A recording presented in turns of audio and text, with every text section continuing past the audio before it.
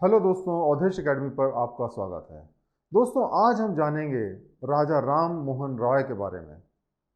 राजा राम मोहन रॉय को कहा जाता है कि उन्होंने जो हमारा मॉडर्न इंडिया है उसका निर्माण किया।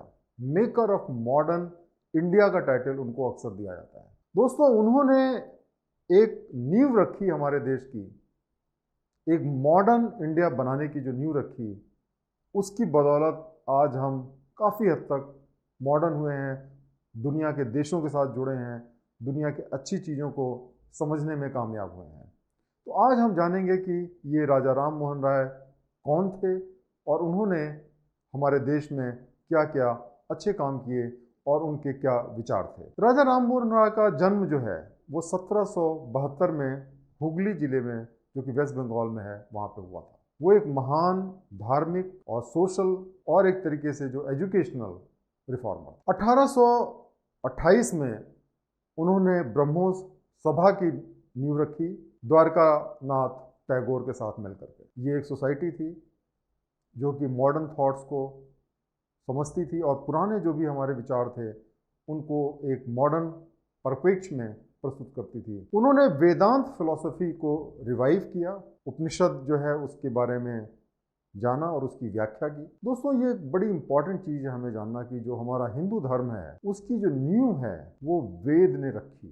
सबसे पुराने हमारे स्क्रिप्चर्स वेद के माने जाते हैं। वेद के बाद में उपनिषद का समय आया। उपनिषद में हर चीज़ की चर्चा की गई है, हर चीज़ को गुरु शिष्य परंपरा के हिसाब से सवाल जवाब के माध्यम से जो गूढ़ सत्य है उसको समझने का प्रयत्न किया गया। लेकिन होता क्या है कि जो उपनिषद का जो ज्ञान है वो बड़ा कॉम्प्लेक्स है, क्योंकि उसमें थ्योरीज बहुत ज़्यादा हैं। तो आम जनता को कैसे पहुंचाया जाए, इसके लिए पुराण लिखे गए। पुराणों में जो हमारे वेदों का और उपनिषद का जो ज्ञान है उसको कहानियों के माध्यम से प्रस्तुत किया गया। लेकिन ये जो कहानियाँ थी वो कई बार उसका मिस इंटरप्रिटेशन हुआ, उसका मिसयूज शुरू हुआ। फिर कहानियों से कहानियाँ बनती चली गईं और फिर जो हमारा जो ओरिजिनल जो ज्ञान था वो कहीं खो गया। तो इसलिए अगर हम हिंदू धर्म की जो भावना को समझना चाहते हैं कि हमारा जो ओरिजिनल धर्म क्या है, तो हमें वेद और उपनिषद और गीता को समझना पड़ेगा। और ये काम राजा राम मोहन राय ने किया। उन्होंने वेद और उपनिषद को जो ओरिजिनल जो था उसको उन्होंने समझा और उसको जागृत करने की कोशिश की, आम जनता के सामने लाने की कोशिश की। उन्होंने हमें ये समझाया कि ईश्वर एक है, भले ही उसके बहुत सारे रूप हैं, चाहे अलग धर्म में हो चाहे हमारे अपने धर्म में हो, लेकिन अल्टीमेटली गॉड इज़ वन, केवल एक भगवान है। और उन्होंने जो है वो वेद और जो उपनिषद थे, जो हमारे पुराने स्क्रिप्चर थे, उसको अंग्रेजी में भी ट्रांसलेट किया ताकि उस समय की जो अंग्रेजी पढ़ी लिखी जनता थी उसको समझ सके, और जो अंग्रेज थे वो भी हमारे जो महान ग्रंथ हैं उसको अच्छी तरीके से समझ सकें, क्योंकि संस्कृत जो है बहुत से लोग नहीं समझ सकते। उन्होंने ब्रह्मो समाज की स्थापना की, कलकत्ता यूटिलिटेरियन सोसाइटी की भी स्थापना की। उन्होंने जो हमारे यहाँ बहुत सारी जो सुपरस्टिशंस थे, बहुत सारी जो कुरीतियाँ थी, उसके खिलाफ में आवाज़ उठाई। सती प्रथा, जाति व्यवस्था, पॉलीगमी या एक से ज़्यादा शादी करना, या जो बचपन में शादी की जाती है, बाल विवाह, चाइल्ड मैरिज, उन सब के खिलाफ उन्होंने आवाज़ उठाई और मूवमेंट खड़ा किया। वो चाहते थे कि एक ऐसी सोसाइटी बनाई जाए जो फेयर हो, जस्ट हो, सबको न्याय मिले, और जो क्रिश्चियनिटी के जो मूल्य हैं जिसमें कि सबकी हमें सेवा करनी चाहिए, उस मूल्यों को उसमें समाहित किया जाए। उनकी जो सबसे बड़ी उपलब्धि थी वो थी सती प्रथा के खिलाफ में जो उनकी जंग थी, जो उनकी लड़ाई थी। सती प्रथा दोस्तों उस जमाने में बहुत पॉपुलर थी।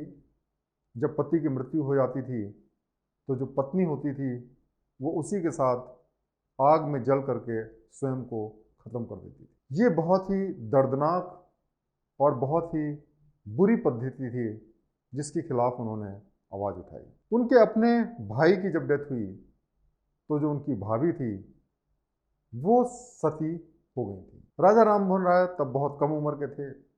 उन्होंने बड़ी कोशिश की कि वो इस घटना को रोक सकें, लेकिन वो रोक नहीं पाए। इसका उनके मस्तिष्क पे, उनकी भावनाओं पे बहुत गहरा असर हुआ और उन्होंने ये ठान ली कि अब हम सती प्रथा को हटा करके मानेंगे। वो इतने ज़्यादा सती प्रथा के अगेंस्ट में थे या उसको रोकना चाहते थे कि अक्सर वो शमशान घाट पे जाते थे रात में, और अगर कोई इस तरीके की घटना हो रही हो तो वहाँ पे उसको रोकने की कोशिश करते थे। बाद में फिर विलियम वेंटिक के माध्यम से उन्होंने इस देश में ऐसा कानून लाया जिससे कि सती प्रथा का उन्मूलन किया गया। वो ईस्ट इंडिया कंपनी में एक मुंशी की तरह उन्होंने नौकरी की, और वहाँ पे जो एक थॉमस वुडरेफ नाम के रजिस्ट्रार थे एपेलेट कोर्ट के, उनके अंडर में उन्होंने काम किया। वहाँ पर उनको जो इन्फॉर्मेशन मिली उससे उन्होंने ये जाना कि जो भारत की जो आधी जो धन है, आधा जो संपदा है, वो तो विदेशों में चली जाती है, अंग्रेजों के पास चली जाती है। और इस तरीके से उन्होंने जो ड्रेन ऑफ वेल्थ थ्योरी, या जो हमारा पैसा विदेशों में जा रहा है उसकी थ्योरी की नींव रखी। उसके लिए उन्होंने डाटा इकट्ठा किए, जिसको हमारे बाद में जो स्वतंत्रता सेनानी आए उन्होंने उस डाटा को इस्तेमाल करके और भी डाटा कलेक्ट करके उसको हमारे देश का जो आज़ादी की लड़ाई थी उसमें उन्होंने उसको इस्तेमाल किया। राजा राम मोहन रॉय ने बहुत सारे धार्मिक सुधार किए, और जो ईश्वर के बारे में जो भ्रांतियां थी तरह तरह की, उसको दूर करने का पूरा प्रयत्न किया। सबसे पहले तो वो मानते थे कि हमारा सिर्फ एक भगवान है, चाहे कितने भी धर्म हो, चाहे कितने भी सेक्ट, लेकिन भगवान सिर्फ एक है। और हमें भगवान को प्रेयर करने के लिए, उनकी पूजा करने के लिए किसी मंदिर में जाने की जरूरत नहीं है। हम उसकी कहीं भी पूजा कर सकते हैं, क्योंकि भगवान हर जगह पे विद्यमान है। और उसके लिए कोई स्पेशल रिचुअल की जरूरत नहीं है, उसके लिए कोई स्पेशल भगवान का नाम लेने की जरूरत नहीं है। आपके दिल में श्रद्धा होनी चाहिए। अगर आप दिल से भगवान को याद करते हैं तो भगवान आपकी बात को सुनेगा। वो मूर्ति पूजा के खिलाफ थे, क्योंकि जब हम मूर्ति की पूजा करते हैं तो अक्सर जो हमारा जो दिमाग है वो उस पर्टिकुलर डेटी या ईश्वर की तरफ आकृष्ट हो जाता है, और हम एक सर्टेन लेवल की एक्सपेक्टेशन करने लगते हैं। हमारा एक इमोशनल अटैचमेंट हो जाता है उसमें। वो एनिमल जो सेक्रीफाइस होता, तो जानवरों की जो बलि दिया जाती थी भगवान के सामने या और भी कारणों से, उसके बिल्कुल वो खिलाफ थे। उनका ये मानना था कि जो हम धार्मिक प्रवचन देते हैं उसका मकसद केवल जो कहानियां हैं वो सुनाना नहीं होना चाहिए, बल्कि उसके माध्यम से लोगों के अंदर अच्छे विचार पैदा करें, अच्छे कर्म करने की उनके अंदर प्रेरणा पैदा करें। ये हमारा मकसद होना चाहिए। और ऐसा हमारा होना चाहिए जो प्रचार हो कि सोसाइटी के अंदर एका आए, उनके अंदर एक जुड़ाव हो, उनके बीच में जो भ्रांतियां हैं वो खत्म हो। उन्होंने एजुकेशन के फील्ड में और सोसाइटी के लिए बहुत सारे रिफॉर्म्स किए, जैसे कि उन्होंने अपने समय में जो पुत्रियां होती हैं, महिलाएं होती हैं, उनके लिए भी प्रॉपर्टी राइट्स की डिमांड की। जैसा कि आप जानते हैं कि हिंदू धर्म में अभी भी बहुत कुछ सालों पहले तक जो स्त्रियां होती थी उनको अपने पेरेंट्स की प्रॉपर्टी पे कोई राइट नहीं था। तो आप इमेजिन करिए कि अब से 250 साल पहले उन्होंने इन सब चीज़ों की, या 200 साल पहले इन्होंने इन सब चीज़ों की डिमांड की। उन्होंने हिंदू कॉलेज की स्थापना की डेविड हैरे के साथ मिलकर के, और एग्लो हिंदू कॉलेज और वेदांत कॉलेज की भी स्थापना की। इस तरीके से वो जो पाश्चात्य जो नॉलेज है, जो वेस्टर्न एजुकेशन है, उस सिस्टम को इंडियन कैरिकुलम में या इंडिया के कोर्स में उन्होंने इंट्रोड्यूस किया। तो जो बच्चे पढ़ते थे इनके द्वारा स्थापित कॉलेजेस में, वो केवल भारतीय जो हमारी नॉलेज थी उसके अलावा वो वेस्टर्न नॉलेज जो थी, साइंस की, इंग्लिश की, मेडिसिन की, इंजीनियरिंग की, ये नॉलेज भी उनको सिखाया गया। और इस तरीके से वो एक परिपक्व जो विद्यार्थी बन के वहाँ से निकले और एक कंप्लीट नॉलेज को वो वहाँ से प्राप्त कर पाए। उन्होंने बहुत सारी किताबें, मैगजीन्स, न्यूज़पेपर्स पब्लिश किए। वो बड़े इंटेलेक्चुअल व्यक्ति थे। एक संबत कौमुदी बंगाली वीकली न्यूज़पेपर था जिसको पब्लिश करते थे, और वहाँ पे बहुत सारे इश्यूज जैसे फ्रीडम ऑफ प्रेस और इंडियंस को हाई पोजीशंस पे नौकरी देना, और जो एग्जीक्यूटिव है और जुडिशरी है उसके जो सेपरेशन होना चाहिए, इस तरीके की बातों को वो रखा करते थे। उन्होंने मिरातुल अकबर नाम का एक पब्लिकेशन किया जो कि पर्शियन भाषा में था। इसके अलावा बहुत सारे जो हमारे अपने स्क्रिप्चर्स हैं, जैसे ईशोपनिषद है, कठोपनिषद है, मुंडकोपनिषद है, या जो किताबें हैं और दूसरे धर्मों की जैसे precepts of Jesus, guide to peace and happiness और यूनिवर्सल रिलीजन, इस तरीके की बहुत सारी जो किताबें हैं उसका उन्होंने जो है अनुवाद किया अंग्रेजी के अंदर। उन्होंने एक तरीके से हमें मॉडर्न बनाया, जो हमारी नवीनतम विचारधाराएं हैं उससे हमें अवगत कराया। अब मैं उनके कोट्स के बारे में आपको बताऊंगा, जैसे कि कुछ कोट्स उनके अभी भी बहुत प्रचलित हैं। एक उनका कोट है the greater our intercourse with European gentleman,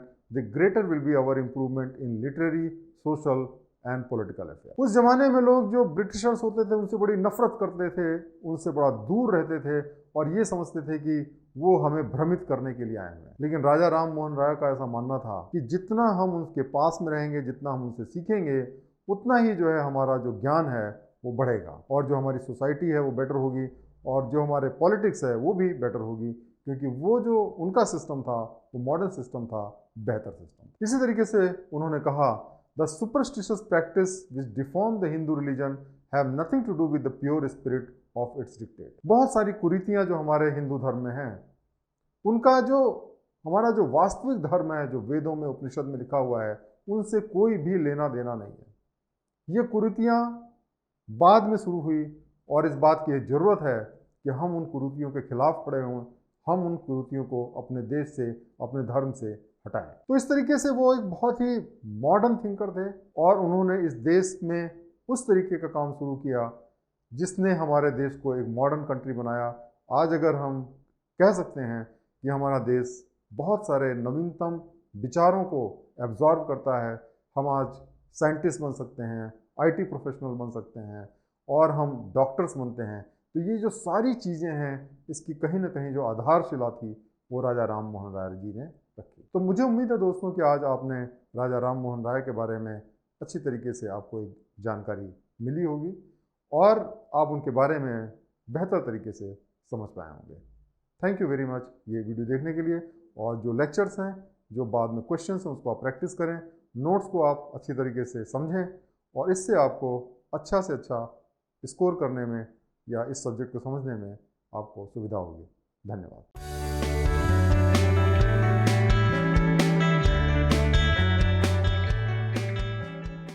तो आज हम शुरुआत करेंगे अपने देश के सबसे महान नेता, स्पिरिचुअल लीडर, जिनका नाम है महात्मा गांधी। दोस्तों, महात्मा गांधी केवल हमारे देश के नहीं बल्कि इस दुनिया के सबसे महानतम जो लीडर्स हुए हैं, नेता हुए हैं, उनमें उनका शुमार किया जाता है। बट उसके बावजूद गांधी जी बिल्कुल अलग थे, क्योंकि वो केवल एक पॉलिटिशियन नहीं थे, वो एक स्पिरिचुअल लीडर थे। इसीलिए उनके साथ में उनको महात्मा गांधी कहा जाता है। उन्होंने जो विचार दिए वो इतने यूनिक थे और इतने प्रैक्टिकल थे कि उस लेवल का कोई भी पॉपुलर लीडर हमारे देश में नहीं पैदा हुआ। तो आज हम महात्मा गांधी जी के एथिकल आइडिया के बारे में जानेंगे। सबसे पहले दोस्तों हम ये जानते हैं कि महात्मा गांधी को जो एथिकल आइडिया मिले वो कहाँ कहाँ से मिले। सबसे इम्पॉर्टेंट जो उनके सोर्सेज थे वो धर्म था। गांधी जी बहुत ही धार्मिक आदमी थे, लेकिन वो किसी एक धर्म को फॉलो नहीं करते थे। वो हिंदू भी थे, क्रिश्चियनिटी और उसी तरीके से जैनिज़्म, बुद्धिज़्म, कोई ऐसा धर्म नहीं था जिसके अच्छी चीज़ों को उन्होंने अपनी ज़िंदगी में ना उतारा। उन्होंने एक लियो टॉलस्टॉय की किताब थी जिसका नाम है the kingdom of God is within you, ईश्वर आपके दिल में है। उससे उन्होंने बहुत प्रेरणा ली और जो उनका जो नॉन कॉपरेशन मूवमेंट था वो काफ़ी हद तक उस किताब से प्रभावित रहा है। एक रस्किन की बुक थी अनटू दिस लास्ट। इस बुक से उन्होंने बहुत सारी प्रेरणा ली और इस बुक को उन्होंने गुजराती में ट्रांसलेट भी किया और उसका नाम उन्होंने सर्वोदय दिया, जिसका मतलब है कि सबका भला, सर्व उदय, सबका भला हो। गांधी जी भागवत गीता से बहुत ही प्रभावित थे। वो भागवत गीता को एक डिक्शनरी की तरह इस्तेमाल करते थे। जिंदगी में जहां उनको कोई प्रॉब्लम हुई, भागवत गीता से वो उसका हल ढूंढते थे, हमेशा उसको साथ लेके चलते थे। उसी तरीके से उन्होंने जो गोपाल कृष्ण गोखले हैं, जो समय के बड़े महान नेता थे, वो उनके पॉलिटिकल गुरु थे। उनसे उन्होंने सीखा कि जो हमारे स्पिरिचुअल विचार होते हैं उसको हम कैसे आम जिंदगी में इस्तेमाल कर सकते हैं, एक फोर्स की तरह, लोगों को मोटिवेट करने के लिए, लोगों को ऑर्गेनाइज करने के लिए। और फिर उन्होंने अपनी ज़िंदगी में बहुत सारे एक्सपेरिमेंट किए। उनकी जो बायोग्राफी है, ऑटोबायोग्राफी, उसका टाइटल ही है माई एक्सपेरिमेंट विद ट्रुथ। वो ज़िंदगी भर उन्होंने तरह तरीके के एक्सपेरिमेंट किए और उससे भी उन्होंने ज़िंदगी में बहुत कुछ सीखा। तो दोस्तों, हम सबसे पहले जानेंगे कि गांधी जी के जो एथिकल आइडियाज़ हैं वो क्या थे। सबसे पहला उनका जो प्रिंसिपल था, एथिकल आइडिया था, वो था सर्वोदया, सबका उदय, जिसका मतलब कि हमें सोसाइटी के हर तबके का विकास करना चाहिए, ख़ास तौर से जो बहुत ही निम्न स्तर पे आते हैं। ये हमारी ड्यूटी है कि हम जो सोसाइटी का सबसे जो पिछड़ा हुआ तबका है उसका हम विकास करें। अक्सर दोस्तों क्या होता है कि हम पढ़े लिखे लोग जो होते हैं, वो जो हाथ से काम करने वाले चीज़ें होती हैं, मैनुअल से जो लोग काम करते हैं, झाड़ू लगाते हैं, पोछा करते हैं या गंदगी साफ़ करते हैं या हाथ से जो काम करते हैं, उनको हम इज्जत नहीं करते हैं।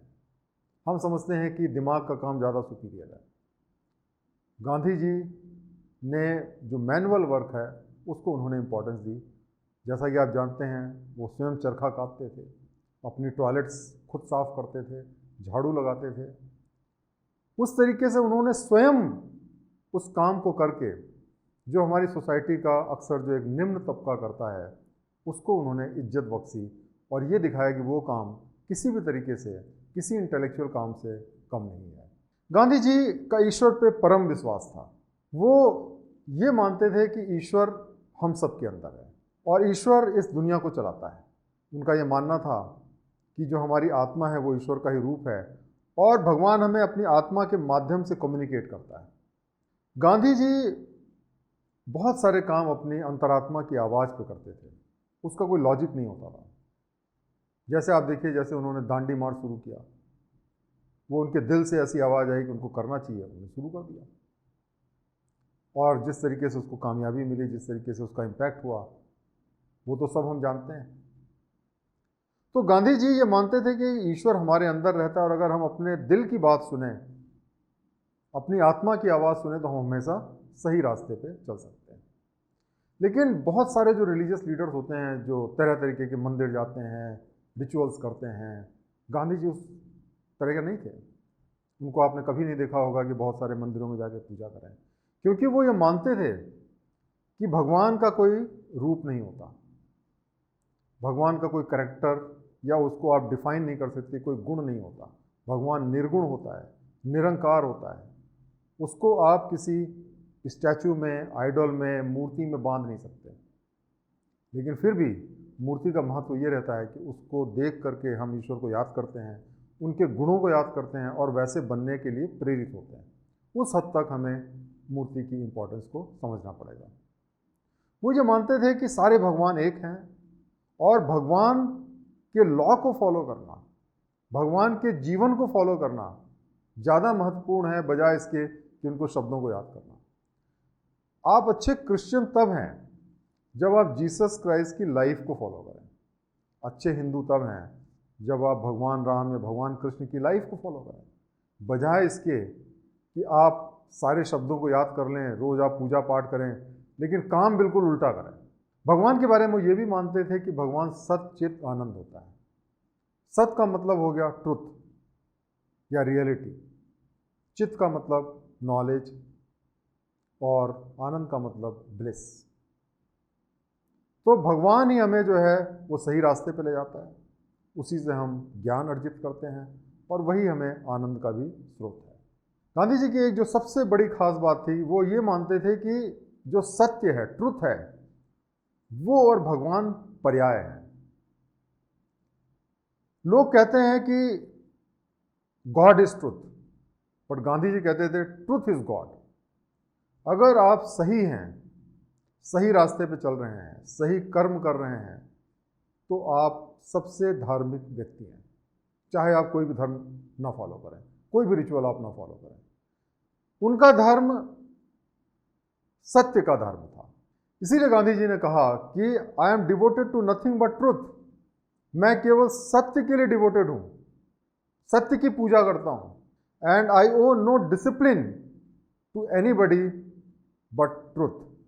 सिर्फ सत्य का मैं फॉलो करता हूं और सत्य का ही शिष्य हूं। चौथी जो गांधी जी की जो इम्पोर्टेंट फिलॉसफी थी एथिक्स के बारे में, वो ये थी कि गांधी जी हमेशा ये मानते थे कि हमें लोगों की सर्विस करनी चाहिए। हमारे देश में जो कर्म का सिद्धांत है उसका लोगों ने बड़ा मिस इंटरप्रिटेशन किया है। हम लोग ये कहते हैं कि अगर कोई आदमी दुखी है, कोई आदमी गरीब है, कोई आदमी तकलीफ में है, तो वो उसके पूर्व कर्मों का फल है और इसलिए हमको इंटरफियर नहीं करना चाहिए। गांधी जी इस मामले में इस बात को नहीं मानते थे, बल्कि वो जो बाइबल में जीसस क्राइस्ट ने कहा है कि जब हम किसी गरीब की सेवा करते हैं, किसी हेल्पलेस आदमी को कोई हम हेल्प देते हैं, तो वो उतनी ही बड़ी सेवा होती है जैसे कि हम भगवान की सेवा करें।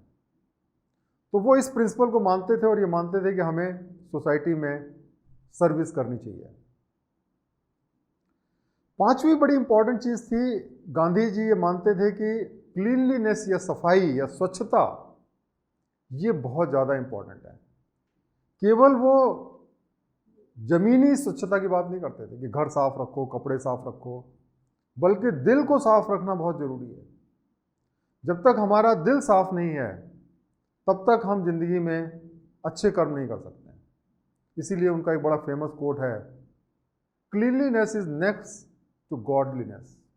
मतलब अगर हम स्वच्छ हैं तो स्वच्छता जो है वो ईश्वर के समतुल्य है। और यही जो विचारधारा है उसको लेकर के जो आज की सरकार है उसने स्वच्छ भारत अभियान शुरू किया है। और उसका सिंबल भी आप अगर देखेंगे तो गांधी जी के जो चश्मा है वो उसका सिंबल है, क्योंकि वो गांधी जी की विचारधारा से ही प्रभावित है।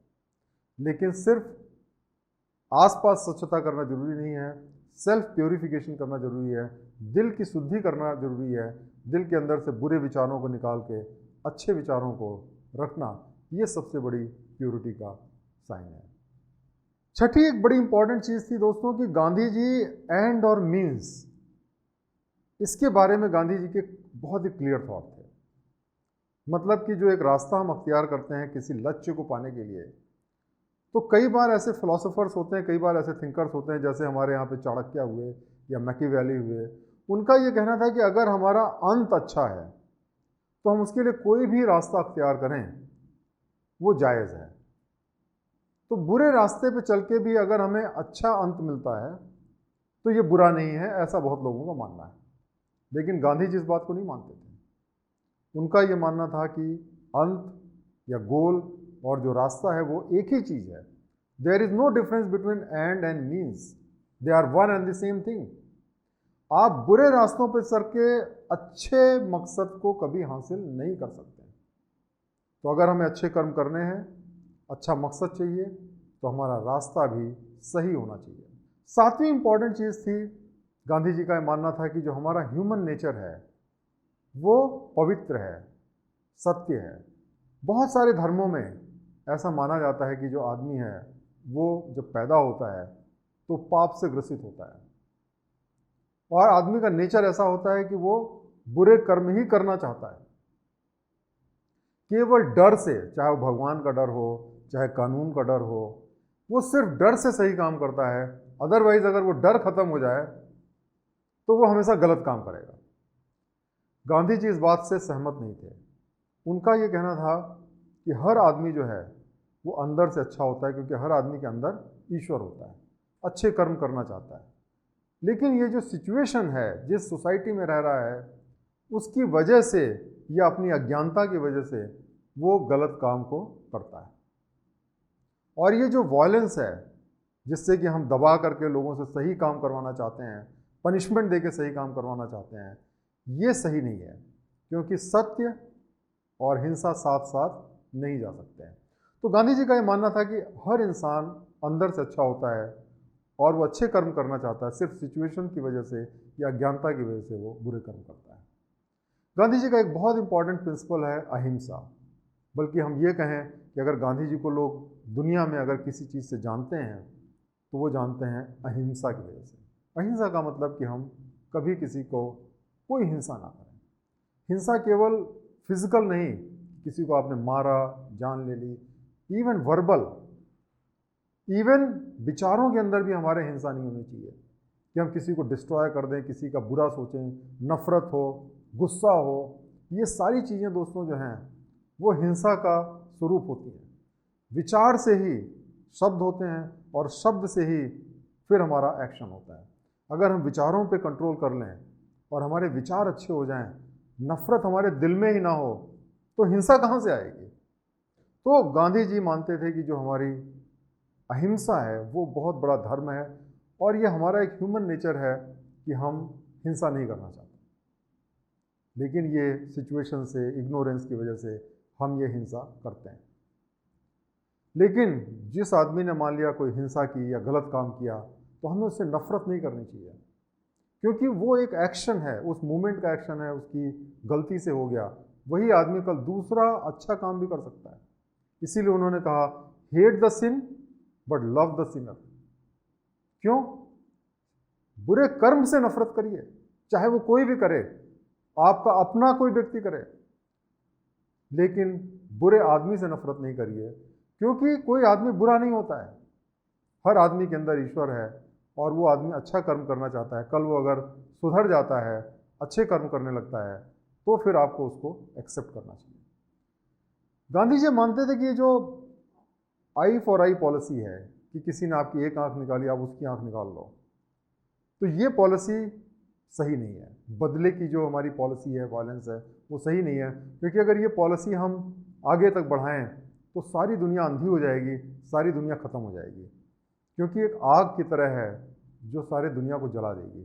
तो नफ़रत से किसी सोल्यूशन नहीं मिल सकता, सिर्फ प्रेम से हमको इस दुनिया की प्रॉब्लम को हम सॉल्व कर सकते हैं। अब सबसे बड़ा चैलेंज दोस्तों गांधी जी के सामने ये था कि अगर हम अपने दुश्मनों से लड़ाई ना करें तो हम कैसे जीतें, कैसे हम जीतें जंग को, कैसे हम अंग्रेज़ों को बाहर भगाएं, कैसे हम स्वतंत्रता पाएं। ये एक बहुत बड़ा चैलेंज। और इसके लिए गांधी जी ने जो फार्मूला दिया वो बड़ा बेहतरीन फार्मूला था। उन्होंने कहा, सत्याग्रह और नॉन कॉपरेशन, मतलब कि असहयोग। उन्होंने कहा कि हमें बुराई के साथ सहयोग नहीं करना है। कोई भी आदमी हमें कोई गलत काम करने करता हमें नहीं करना है। अगर वो हमें पनिश करना चाहता है, पनिश करने दीजिए। जेल में भेजना चाहता है, जेल में भेजने दीजिए।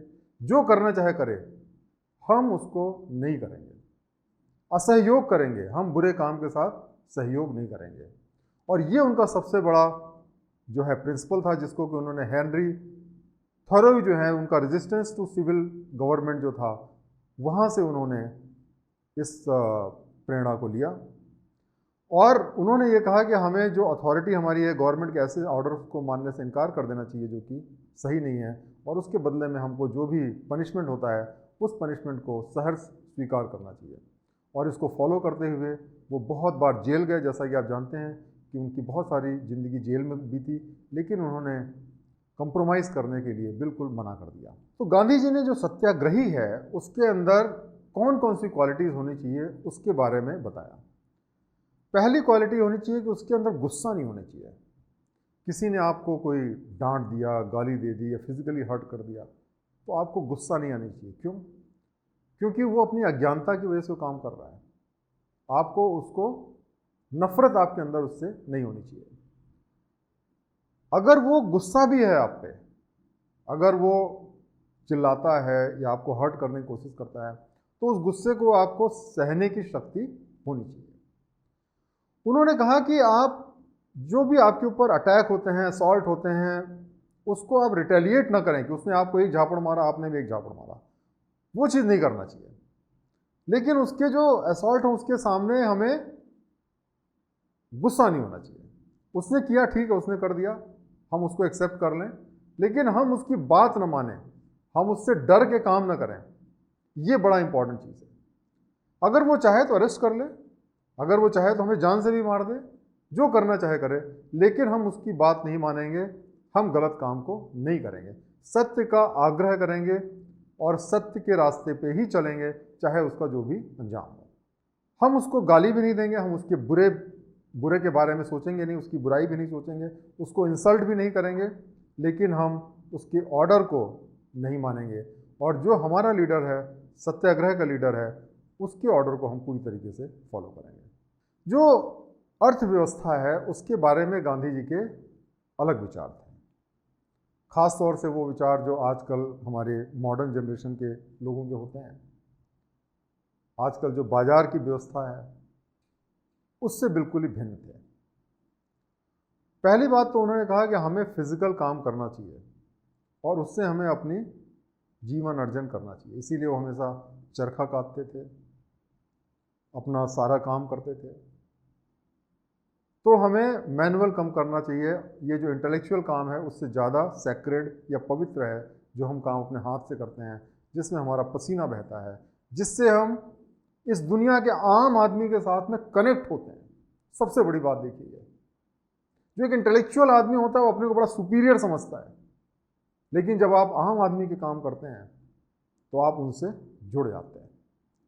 गांधी जी ने कहा कि हमें ज़्यादा पैसे की ज़रूरत नहीं है, पैसे के पीछे नहीं भागना चाहिए, बल्कि हमें ये करना चाहिए कि अपनी ज़रूरतों को कम करना चाहिए, क्योंकि जितनी कम हमारी ज़रूरतें होंगी उतना ज़्यादा हमें जो है शांति रहेगी, उतनी सिंपल हमारी लाइफ रहेगी, उतने कम हमको गलत काम करने पड़ेंगे या उतने कम हमको काम करने पड़ेंगे।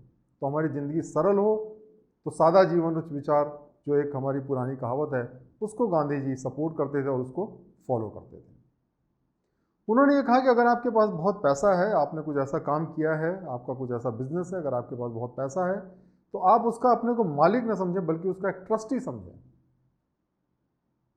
और ये मान के चलें कि वो पैसा दूसरों की अमानत है जो आपके पास में है, आपकी कस्टडी में है, और उसका इस्तेमाल हम इस तरीके से करें जिससे ज़्यादा लोगों का भला हो, ज़्यादा से ज़्यादा गरीबों का भला हो।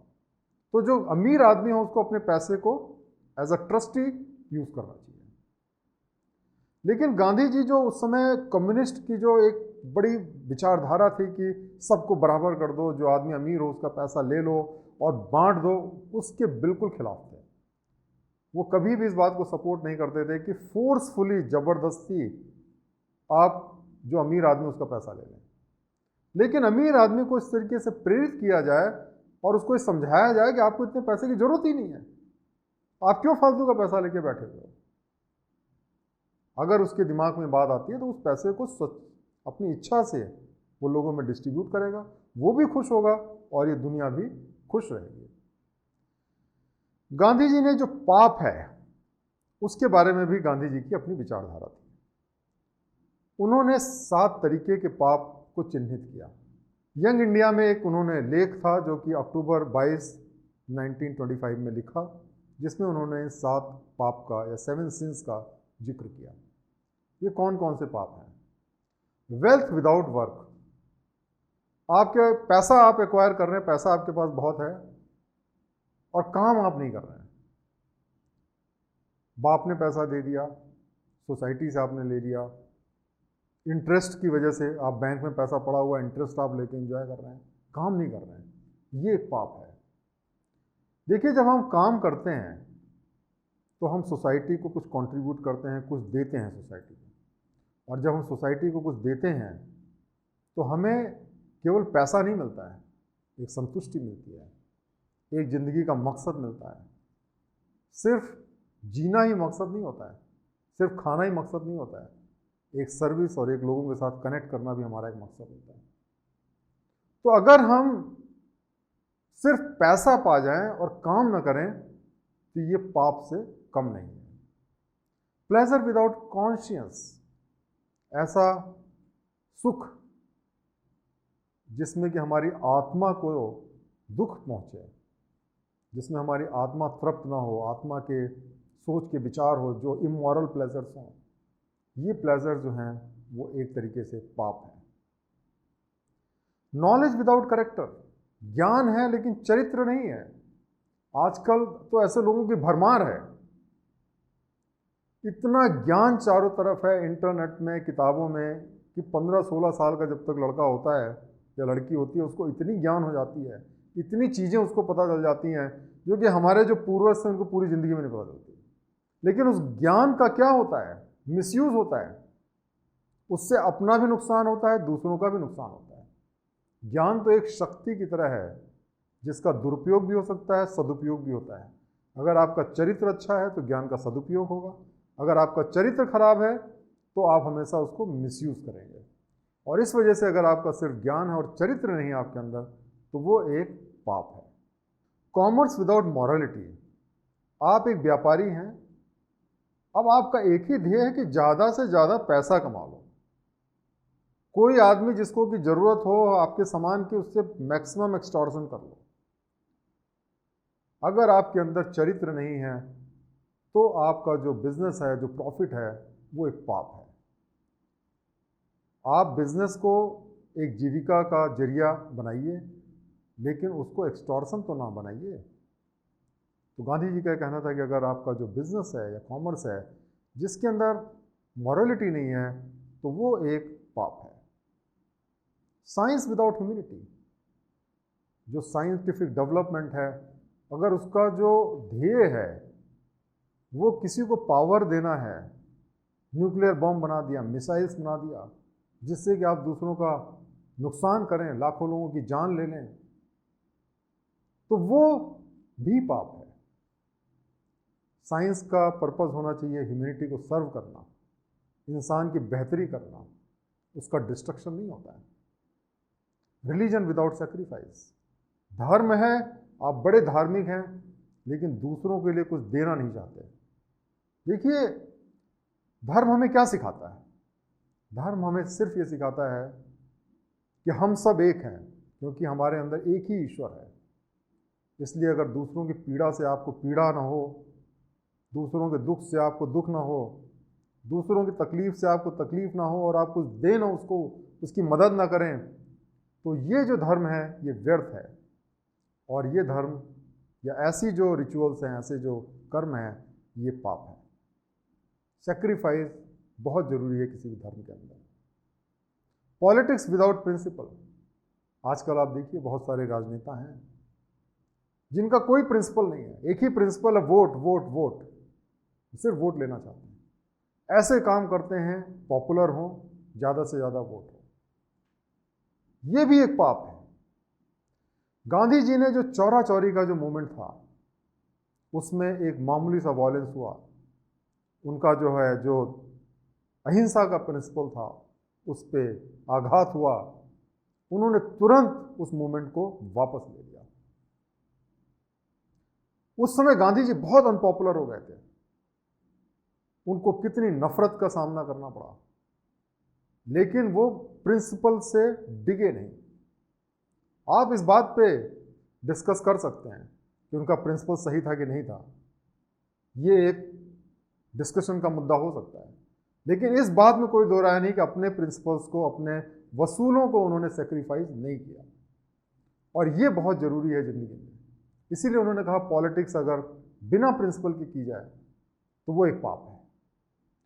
तो दोस्तों, आज हम गांधी जी के बारे में कुछ जाना हमने, उनके जो विचार हैं वो हमारी ज़िंदगी को बदल सकते हैं, हमारी ज़िंदगी को सरल बना सकते हैं और हमें सही रास्ते पे ले जा सकते हैं। और गांधी जी का जो सबसे महान जो कंट्रीब्यूशन रहा कि उन्होंने जो कहा वो किया, उन्होंने वही ज़िंदगी बिताई जो लोगों को वो कहते थे, एक गरीब की तरह पूरी ज़िंदगी रहे।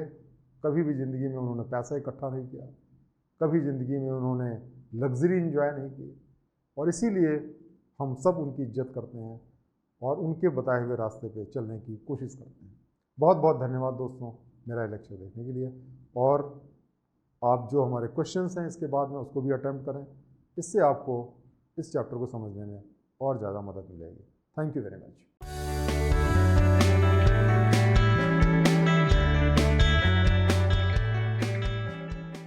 दोस्तों, आज हम जिस पर्सनालिटी के बारे में जानने जा रहे हैं उनको किसी भी इंट्रोडक्शन की ज़रूरत नहीं है।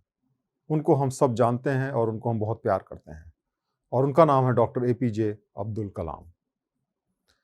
डॉक्टर कलाम जो हैं वो एक बड़ी यूनिक सी पर्सनालिटी थे।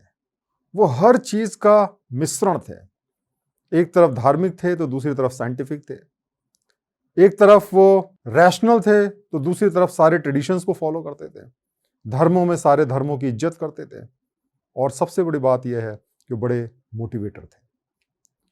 जितने भी हमारे देश के जो नवयुवक हैं उनसे इंस्पायर हुआ करते थे। दोस्तों, आज हम इनके बारे में जानेंगे, और यूपीएससी के अंदर मैंने देखा है कि जो पिछले साल का पैटर्न रहा है उसमें डॉक्टर कलाम बहुत इंपॉर्टेंट रहे हैं। गांधी जी के बाद में अगर किसी भी पर्सनालिटी के कोटेशन सबसे ज़्यादा यूपीएससी में आए हैं तो वो हैं डॉक्टर कलाम के।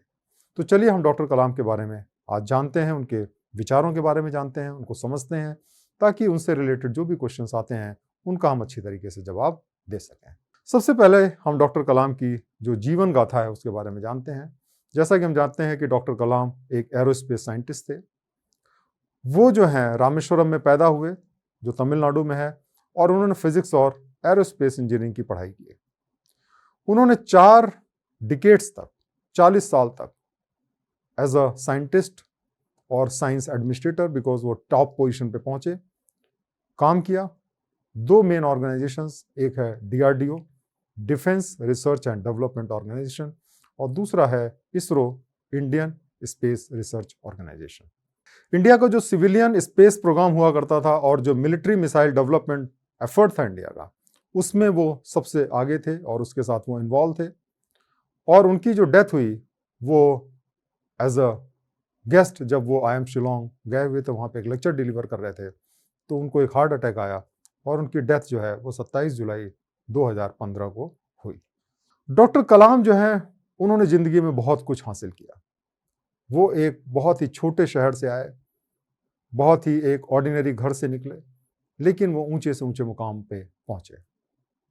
उनको इंडिया का मिसाइल मैन कहा जाता था, क्योंकि उन्होंने जो बैलिस्टिक मिसाइल और जो व्हीकल लॉन्च टेक्नोलॉजी थी उस पर जो काम किया था, उसकी वजह से उनको हम लोग मिसाइल मैन कहते थे। और जो हमारा जो पोखरण 2 का जो न्यूक्लियर टेस्ट हुआ था अटल बिहारी वाजपेयी जी के समय में, उसमें भी उनका रोल बहुत ही पिवटल था। डॉक्टर कलाम जो है भारत के 11वें राष्ट्रपति थे। उनको 2002 में राष्ट्रपति बनाया गया और उनको दोनों पार्टियों ने, जो मेन पार्टीज थी कांग्रेस और जो आपकी बीजेपी थी, दोनों ने उनको सपोर्ट किया। उनको हम पीपल्स प्रेसिडेंट भी कहते हैं, जनता का राष्ट्रपति भी कहते हैं, क्योंकि वो जनता में बहुत पॉपुलर थे और खास तौर से जो यंग जनरेशन थी उसमें तो बहुत ज़्यादा पॉपुलर थे। उनको भारत रत्न भी दिया गया, जो कि इंडिया का सबसे हाईएस्ट सिविलियन अवार्ड है। अब हम जानते हैं डॉक्टर कलाम की पर्सनल लाइफ के बारे में। डॉक्टर कलाम बहुत ही ईमानदार और सिंपल जिंदगी जीने वाले व्यक्ति थे। उन्होंने कभी जिंदगी में शादी नहीं की।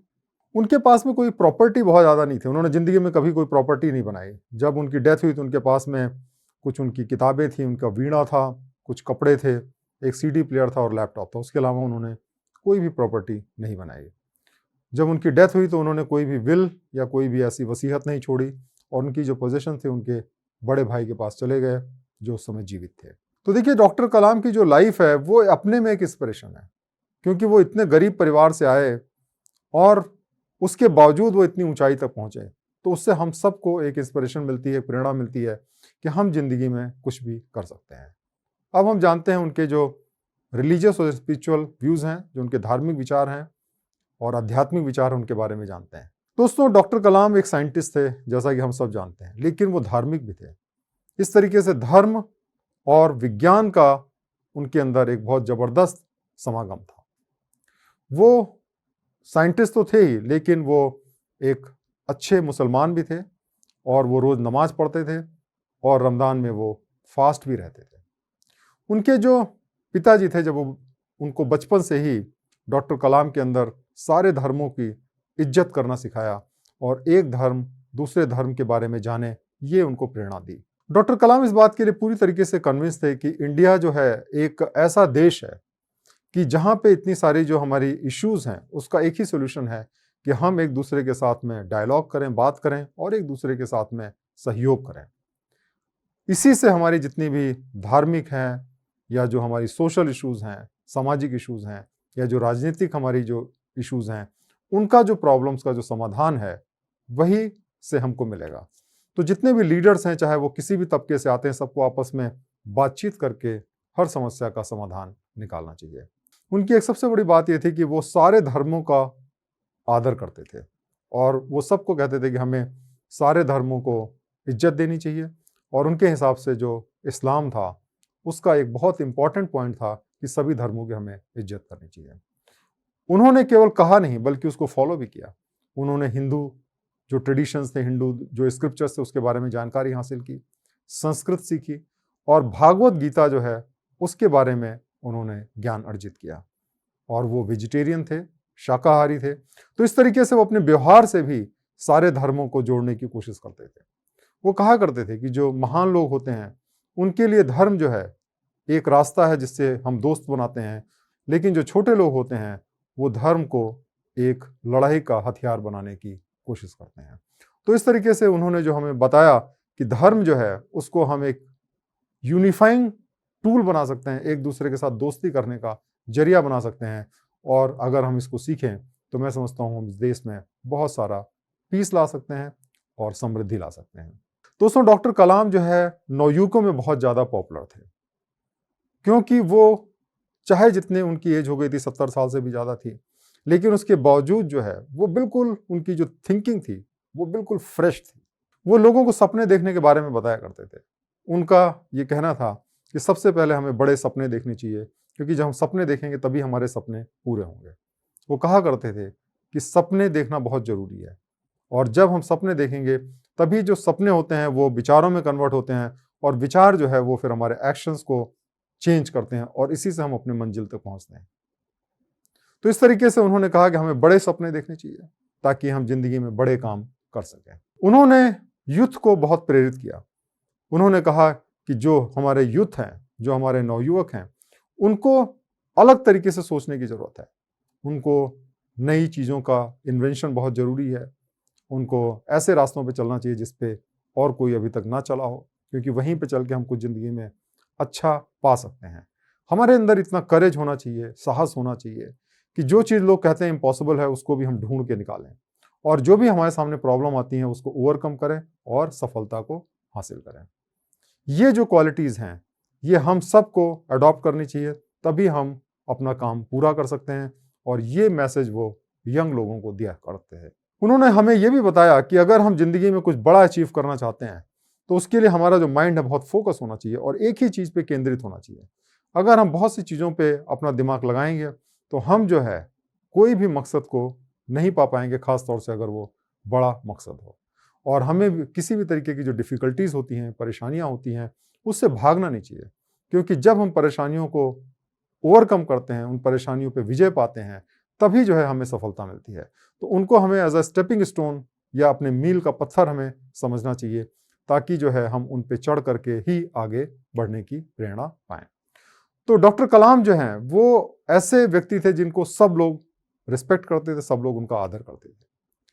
कांग्रेस के बहुत बड़े लीडर जो शशि थरूर जी हैं, उन्होंने कहा है कि कलाम साहब एक कंप्लीट इंडियन थे, पूर्ण तरीके से भारतीय थे, और उन्होंने जो धर्म है और जो हमारे यहाँ पे जो धार्मिक भावना है, जो हमारा हेरिटेज है, डाइवर्सिटी का, विविधता का, उसको वो रिफ्लेक्ट करते थे। इसी तरीके से LK आडवाणी जो हमारे पूर्व डिप्टी प्राइम मिनिस्टर थे, उन्होंने कहा कि जो कलाम साहब हैं वो जो इंडिया का आइडिया है, आइडिया ऑफ इंडिया, इंडिया क्या होना चाहिए, उसके सबसे अच्छे एग्जाम्पल थे।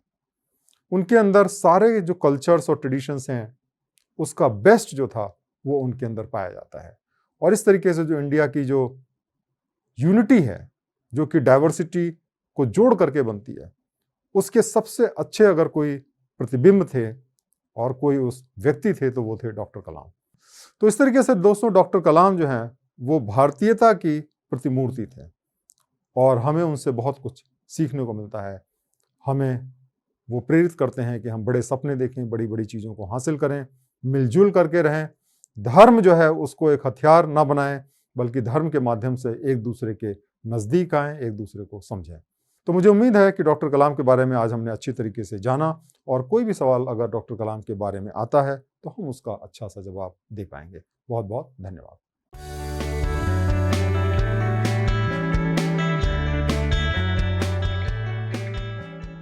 दोस्तों, आज हम बात करेंगे सावित्रीबाई फुले की, जो कि भारत की पहली महिला टीचर मानी जाती हैं। इनका जो जन्म है वो 3 जनवरी 1831 में हुआ, और इनकी जो डेथ है वो 10 मार्च 1897 में हुई। सावित्रीबाई फुले जो हैं वो एक महान समाज सेविका थी, और एक एजुकेशनलिस्ट थी, टीचर थी, और एक मराठी राइटर भी थी। उन्होंने अपनी ज़िंदगी जो है वो लोगों की सेवा में लगा दी। उस समय 200 साल पहले भारत में महिलाओं को पढ़ाने की परंपरा नहीं हुआ करती थी। महिलाएं स्कूल से नहीं जाती थीं, पढ़ती नहीं थीं। और जब इनकी शादी हुई तो उस समय ये भी अनपढ़ थी, लेकिन अपने पति के सहयोग से उन्होंने ज्ञान पाया, पढ़ाई की। और जब उनकी पढ़ाई पूरी हुई तो उसके बाद में फिर उन्होंने टीचर्स ट्रेनिंग किया, और टीचर्स ट्रेनिंग करने के बाद में उन्होंने लड़कियों के लिए स्कूल खोला, और वो हमारे देश की पहली महिला टीचर बन गई 1848 में। दोस्तों, उस ज़माने में जो लड़कियां होती थीं वो स्कूल नहीं जाया करती थी, पढ़ाई नहीं करती थी। उनका जो धर्म होता था वो पति की सेवा करना, बच्चे पैदा करना, परिवार की देखभाल करना, ये सारी चीज़ें होती थी। और इसीलिए जब उन्होंने बच्चों को पढ़ाना शुरू किया, लड़कियों को पढ़ाना शुरू किया, तो उनका बहुत ज़्यादा हैरेसमेंट किया गया। और जो भी कंजर्वेटिव एलिमेंट थे उस बात को पचा नहीं पा रहे थे कि औरतों को पढ़ाई की ज़रूरत है, औरतों को पढ़ाना चाहिए। और इस वजह से क्या हुआ, उनको ऐसा लगता था कि औरतों की जो एजुकेशन है वो हमारे संस्कारों के खिलाफ है, और इसी वजह से उनका बहुत ज़बरदस्त जो है वो विरोध हुआ उस समय। लेकिन वो जो हैं बहुत बहादुर थीं, और उन्होंने अपने काम को जारी रखा और बाकी महिलाओं को भी पढ़ने के लिए और काम करने के लिए एम्पावर किया। अब बात करते हैं कि उनका क्या कंट्रीब्यूशन है हमारे देश के लिए। वो महिलाओं के सशक्तिकरण में उनका सबसे बड़ा कंट्रीब्यूशन रहा है। महिलाओं को पढ़ाओ और पढ़ा करके उनको मजबूत बनाओ। आज के समय में भी ये बहुत इम्पॉर्टेंट चीज़ है कि जब तक हम महिलाओं को पढ़ाएंगे नहीं तब तक उनका सशक्तिकरण नहीं हो सकता है। लेकिन उन्होंने साथ साथ में हर तरीके के जो डिस्क्रिमिनेशन है या जो अनफेयर ट्रीटमेंट होता है, लोगों को दिया जाता है, चाहे वो कास्ट की वजह से हो, चाहे जेंडर की वजह से हो, उन सब के खिलाफ में उन्होंने फाइट किया। 1864 में उन्होंने जो डेस्टिट्यूट वुमेन थी, जिनका कोई घर नहीं होता था, उनके लिए रहने का एक बसेरा बनाया। और जो उनके हस्बैंड थे ज्योतिराव फुले, उनका एक पायनियरिंग इंस्टीट्यूशन था सत्य शोधक समाज, उसको बनाने में भी बहुत इंपॉर्टेंट रोल प्ले किया, जिसमें कि सारे क्लासेस और कास्ट की इक्वलिटी के बारे में काम किया गया। वो हमारे देश की जो सोशल रिफॉर्म मूवमेंट हुए महाराष्ट्र के अंदर खास तौर से, उसकी एक बहुत ही प्रोमिनेंट फिगर मानी जाती हैं। उनके अपने कार्य की वजह से उनको हमारे देश में बहुत सारी रिकॉग्निशन मिली, जैसे कि 2015 में जो पुणे यूनिवर्सिटी था उसका नाम सावित्रीबाई फुले पुणे यूनिवर्सिटी किया गया। उनको हमारे देश की जो फेमिनिज्म है उसकी मदर माना जाता है, क्योंकि वो सबसे पहले उन्होंने औरतों को बराबर अधिकार देने के लिए संघर्ष किया। और उनकी जो बर्थ डेट है 3 जनवरी, उसको महिला शिक्षण दिन के हिसाब से सेलिब्रेट किया जाता है, वुमेन्स एजुकेशन डे की तरह से। तो इस तरीके से हमने देखा कि उनको बहुत सारी रिकॉग्निशन हमारे देश ने दी, क्योंकि उन्होंने जो काम शुरू किया आज हम उस काम को आगे बढ़ा रहे हैं, और आज हम उस महत्व को समझ रहे हैं कि औरतों को एजुकेशन देना, उनको एम्पावर करना कितना ज़रूरी है। चलिए हम उनके कुछ कोट्स की बात करते हैं। उन्होंने ये कहा कि जो पढ़ाई नहीं करते हैं वो एक तरीके से जानवर की तरह ही रह जाते हैं, क्योंकि सिर्फ ज्ञान के माध्यम से हम ये जो लोअर स्टेटस है जानवर का, वहाँ से ऊपर उठते हैं और हायर स्टेटस जो इंसान का है उसको हम प्राप्त करते हैं। तो इस कोटेशन के माध्यम से उन्होंने बताया कि कितना इम्पॉर्टेंट है हमें ज्ञान को प्राप्त करना, और इसीलिए हर एक को ज्ञान प्राप्त करना चाहिए, हर एक को एजुकेशन प्रोवाइड करनी चाहिए। इसी तरीके से उन्होंने कहा कि जो उनके हस्बैंड हैं वो बहुत ही भगवान की तरह हैं, और उनको कोई कंपैरिजन नहीं किया जा सकता, कोई उनके बराबर नहीं है। इससे ये पता चलता है कि कितना उनके अंदर एक ग्रेटिट्यूड था, और वो जो लड़ाई थी, जो वुमेन एम्पावरमेंट की लड़ाई थी, वो पुरुषों के साथ मिलकर के उन्होंने लड़ी, और उसका सबसे बड़ा कंट्रीब्यूशन उनके हस्बैंड का था। और इस बात को उन्होंने रिकॉग्नाइज किया कि ये कोई महिलाओं की लड़ाई नहीं है, ये समाज की लड़ाई है, और महिलाओं पुरुषों सबको मिल करके इस लड़ाई को लड़ना होगा। उन्होंने ये भी कहा कि हम सारी मुसीबतों को ओवरकम करेंगे, और फ्यूचर में जो है हम सफल होंगे, और जो भविष्य है वो हमको बिलोंग करता है, वो हमारा है या महिलाओं का है। तो इस तरीके से उन्होंने महिलाओं को होप दिया कि एक दिन जो है हमें बराबर का स्टेटस मिलेगा, और भविष्य में हम उसी पोजीशन पे होंगे जिसमें कि पुरुष लोग हैं। तो इस तरीके से सावित्रीबाई फुले जो हैं, उन्होंने हमारे देश में महिला सशक्तिकरण के लिए बहुत काम किया, और आज जो है हम उनके कृतज्ञ हैं कि उन्होंने जो इनिशिएटिव लिया था उसका फल आज की जनरेशन को मिल रहा है। बहुत बहुत धन्यवाद।